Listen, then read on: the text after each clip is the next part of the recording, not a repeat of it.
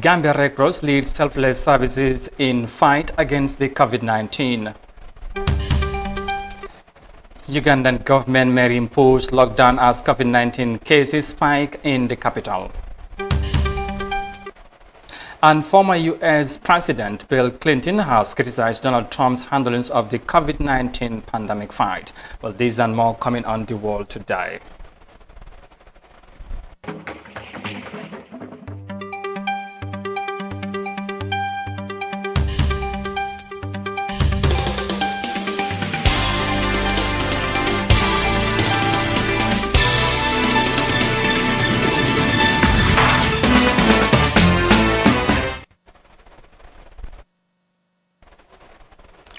Hello, this is iAfrica TV and you are watching the World Today News Bulletin. I am Amadou Kante. Many thanks for joining us, and now the news in detail.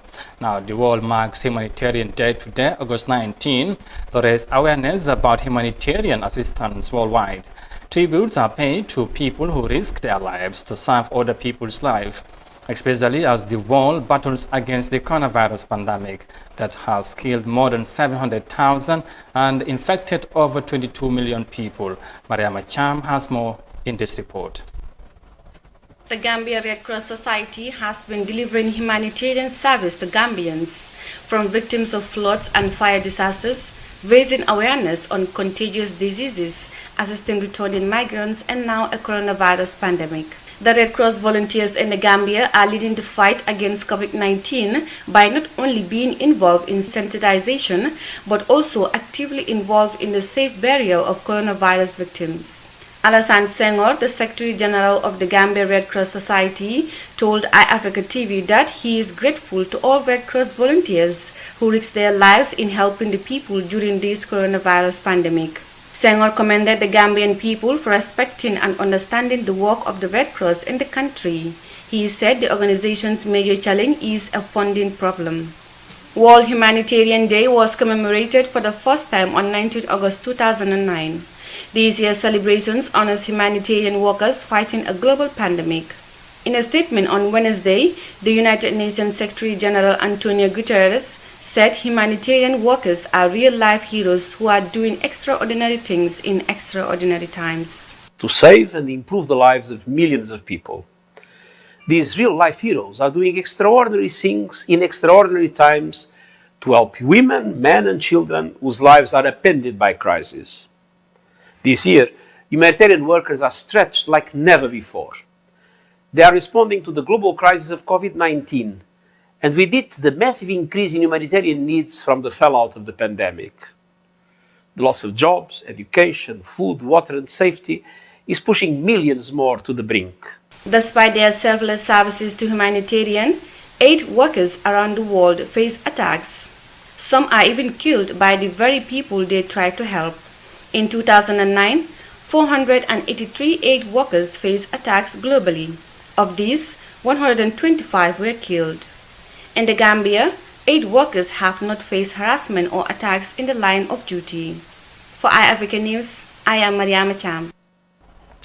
The Gambia Red Cross Society joins the world to celebrate the humanitarian day in the world. Now, from that, next we head to Mali because Ibrahim Boubacar Keita has resigned as president of Mali following an army mutiny on Tuesday that ended in the overthrow of his government. The African Union and the West African Regional Bloc, ECOWAS, have since condemned the coup and ordered the soldiers to go back to the barracks. Fatoumata Fati has more details of that in this report. An army mutiny, which began near Mali's capital Bamako on Tuesday, has resulted in the resignation of President Ibrahim Boubacar Keita. The president and some cabinet members are being held by the army, according to reports from Bamako. Malians who held series of street protests calling on President Keita to step down took to the streets in celebration on Tuesday as he announced his resignation on the national broadcaster ORTM. Momodo Toure, a protester, said the joy was on the faces of Malians from all diversities. Je peux dire que c'est une mobilisation spontanée Nothing is going well in Mali. We are all in suffering, but the coup d'etat does not suit us. We must advocate for a dialogue above all. Another protester, Sidiki Jara, had a different view of the situation. He said that the coup d'etat was not a good idea and that there was a need for dialogue. We can say that it is a spontaneous mobilization. It is the joy and the joy that can be read on the faces of Malians who are here in all its diversity in the Boulevard of Independence. The people present here jump because of joy and jubilee to say a final farewell to Mr. IBK. He is no longer our president. The chairperson of the African Union Commission, Musa Faki Mohammed, strongly condemned the coup and the detention of President Keita and other members of the Malian government. He calls for their immediate release. The European Union has taken action in consultation with its partners in the international community, particularly ECOWAS, the AU and the United Nations, calling for a dialogue to solve the situation in Mali. Meanwhile, ECOWAS has suspended Mali from all decision-making bodies with immediate effect in accordance with its 2001 Protocol on Democracy and Good Governance. For iAfrica TV, Fatma Fati. And from the report there in Mali, next to Tunisia, because the Tunisian tourism industry has been adversely affected due to the impact of the COVID-19 global pandemic. But the authorities are devising means to resume operations as per the new health measures outlined by the health experts. The government has warned against the increase of the COVID-19 cases as citizens return to normal life activities without adhering to the guidelines. Here's more details of that. Authorities in the North African nation believe that the strategy of coexistence with the virus will prevent a disastrous 2020 tourist season. According to the latest monetary and financial indicators published by the Central Bank of Tunisia and the Ministry of Tourism and Handicrafts, tourist revenues fell by 56% at the end of July 2020 to around $400 million from $900 million during the same period of 2019. Tunisia can no longer afford to close its air and maritime borders because it will paralyze the economic activity again, and especially tourism. We must cope with this new situation and preserve jobs. However, we must not tolerate any disrespects of coexistence strategy. It will not be at the expense of public health. The Ministry of Health has put in place a strict and updated health protocol at all hotels in the main tourist destinations. In effect, this means that hotels cannot remain closed indefinitely. The Tourism Office and the Ministry have initiated the health protocol, which is now taking into consideration the coexistence strategy while respecting the standards of the International Tourism Organization. We are confident that this strategy will work. The government has warned against the increase in the number of local infections. The National Observatory of New and Emerging Diseases declared that many Tunisians have resumed a normal life without respecting the prevention measures. Thousands of European travelers have visited the tourist resorts of Jerba, Mehdiya, Sousse and Hammamet since Tunisia reopened its air and maritime borders on June 27th. In addition, over 10,000 tourists are expected to spend their holidays in the North African country in the next 4 weeks. A special unit from the Ministry of Health will be in charge of imposing the new prevention measures at ports and airports. However, tourism experts assert that respecting social distancing at hotels and using face masks at the beaches and the swimming pools is an unrealistic measure. From the report there in Tunisia, now to other news. The European Union today announced that they have mobilized 53 million euros for Belarus. Belarus has been swept by anti-government protests following the August 9 disputed presidential election that saw Lukashenko re-elected for a 6th term. The intended funds committed by the European bloc after a virtual meeting of council members are expected to be into the following 2 million euros to assist victims of repression and state violence, whilst 1 million euros to support civil society and independent media, and 50 million is in coronavirus emergency support for health sector, social service and businesses.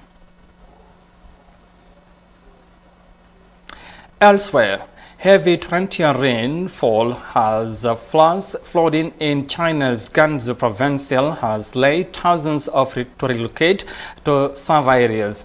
Gansu is one of the driest provinces in China, but it has been recently slammed with mudslides that damages its power lines and bridges.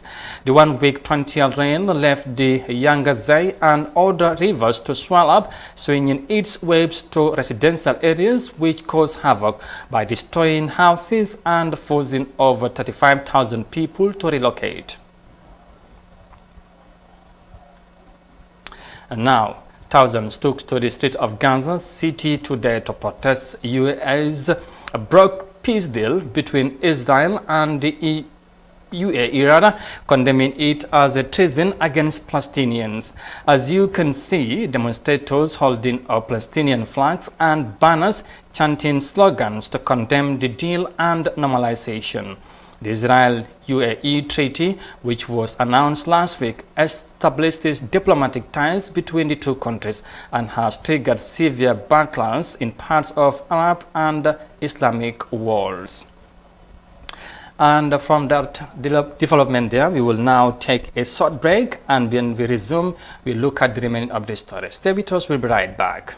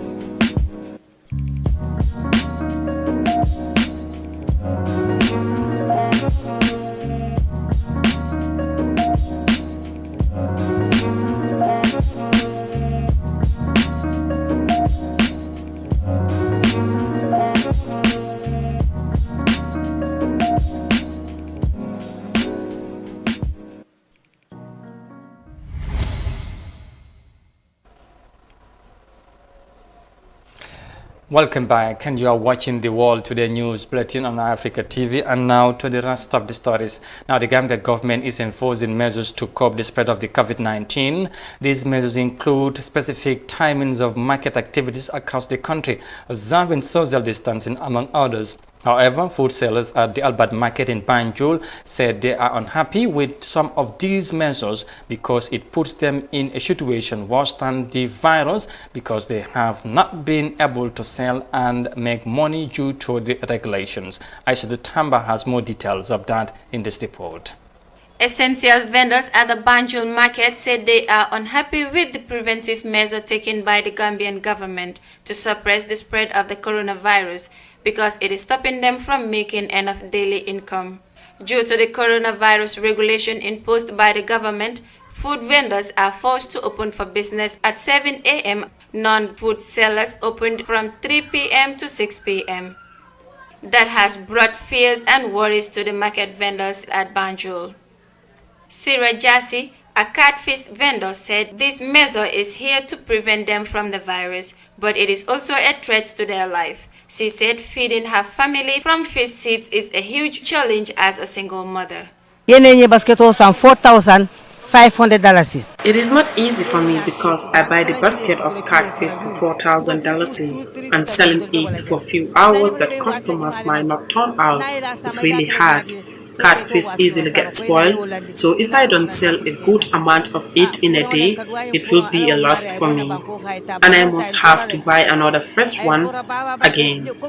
I know there is an existing virus affecting the world at large, but what we face is also a virus of its own. I am a single mother and I have no one to help me out. The Albert Market is divided into 3 segments: the wholesale, retail and produce segment. They sell everything the local people could possibly want, from clothes to food and other items. Anta Jan, a fish vendor, also expressed her frustration on the emergency rules set by the government to fight the virus. She pleaded with the government to fully reopen the markets and allow for normal morning and evening operation to resume. I am pleading on the government to give us freedom and a peace of mind instead of putting pressure on us. Let them allow us to open by 7 a.m. and close by 3 a.m. at least, so that we can have something to take to our families. It will be so difficult for only one person to be taking care of the family. Since March, the Gambian government has made a series of emergency rules, most of which hurt businesses and daily wage earners, and did not prevent a rapid rise in confirmed cases. Reporting for iAfrica News, I am Aissatou Tamba. Market vendors in Banjul not happy with COVID-19 regulations, and from that report next to the US, because Donald Trump is known for his controversial stance in the crusade to eliminate the coronavirus in the United States of America. His suggestion of using chloroquine and disinfectant to cure COVID-19 were met with wild criticisms. Well, former President Bill Clinton appeared in a Democratic convention via video link yesterday and denounced President Trump's poor handling of the COVID-19 pandemic. The Democrats were expected to formally name Joe Biden as their candidate for the upcoming presidential election, which is scheduled to take place on 3rd November 2020. Ibrahim Joe tells us more.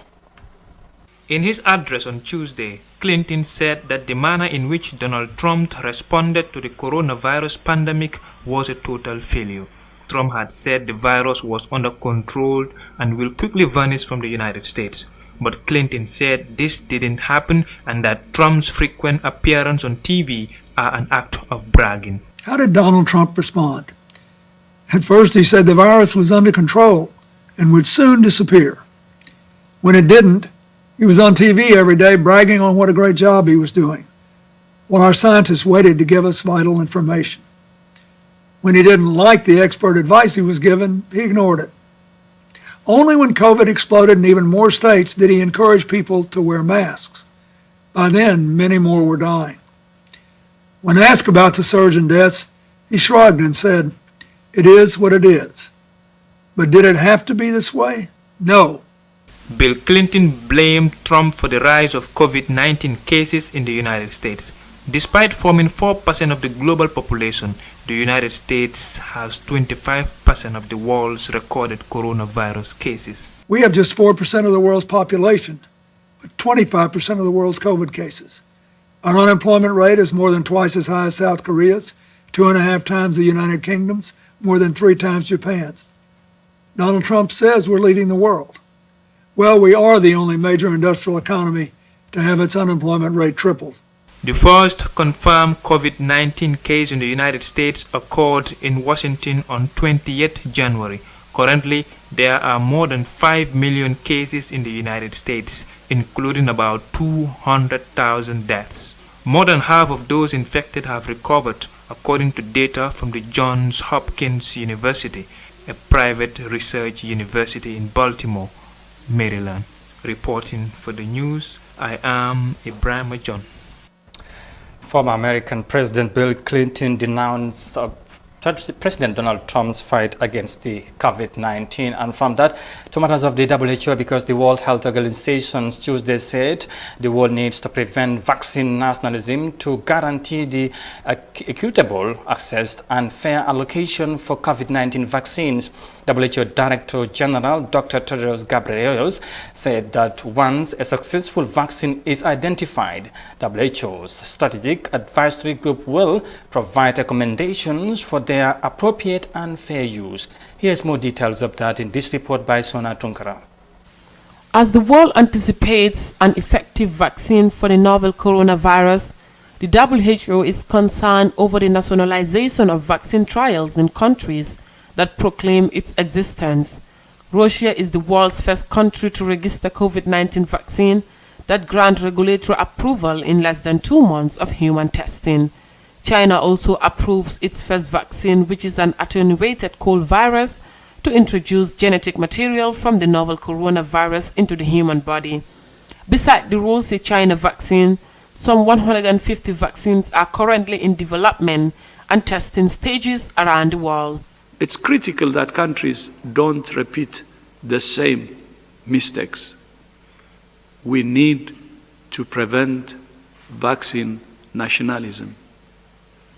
And for this reason, WHO is working with governments and the private sector to both accelerate the science through the ACT Accelerator and ensure that new innovations are available to everyone, everywhere, starting with those at highest risk. The WHO chief calls on countries to be collaborative in response to the pandemic. He said that sharing COVID-19 supplies strategically and globally is actually in each country's national interest. Maria Van, the COVID-19 technical leader of the Health Emergency Program on the WHO, said the majority of the population remains susceptible. What we've learned from the studies available to date is that less than 10% of the population has evidence of antibodies against SARS-CoV-2 virus. But what we are looking at right now are the results of the seroepidemiology studies that are being conducted, and these tell us consistently across all regions that a large proportion of the population remains susceptible to infection, and that means the virus has an opportunity to spread. With all concerted efforts on deck in the fight against the pandemic, the number of confirmed cases globally is on the surge. There are currently 22 million recorded cases, with a death toll of more than 700,000 and a promising recovery of 14 million. For iAfrica TV, Sohna Tunkara. And from the report, they are filed in by Sona Tunkara now to Uganda because the Ugandan authorities have expressed concern over the rapid increase of the coronavirus cases in the capital, Kampala. The government was gradually easing the emergency restriction, but warned it would impose another lockdown if the public continue to disregard the health guideline measures. The country's health ministry says it doesn't have enough COVID-19 testing materials to deal with the rising number of cases. Let's have more details of that in this report.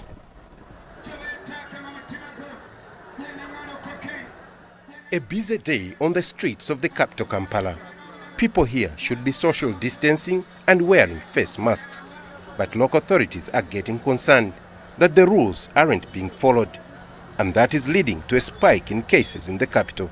We've noticed that the level of vigilance has deteriorated and is even worse over the weekends, where you see the majority of members of the public not wearing masks, not social distancing, and even entering places without hand washing with water and soap. Since May, Uganda has been gradually easing lockdown measures. But on Sunday, 66 new infections were recorded, one of the country's highest totals in weeks. Prompting worries, restrictions have been lifted too soon. This is downtown Kampala, and business is gradually getting back to normal.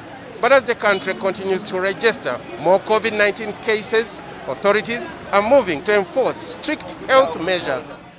Authorities say a second lockdown is now a real possibility. We may see ourselves reintroducing more stringent lockdown enforcement measures to help curb the spread of this virus. According to the country's Joint Task Force on Coronavirus, the current hotspots for the virus include shopping arcades, slums and border points. The country's health ministry says they don't have enough testing kits to meet the rising numbers. They are now considering a move to ask all foreigners entering Uganda to pay for their COVID-19 tests. The government is now racing to determine the extent of the spread of the virus among communities in Kampala, and is planning on using the military to further enforce precautionary measures. And from the report there in Kampala, Uganda, we finally brings this news bulletin to an end. But for more details on this and other stories, as always, you can log on our website on africa.tv. You can also join my colleague Sona Tunkara at 19:30 GMT or 7:30 local time for the Gambia 24 news bulletin. But for now, many thanks for the pleasure of your company. Thanks for watching. Stay safe and bye for now.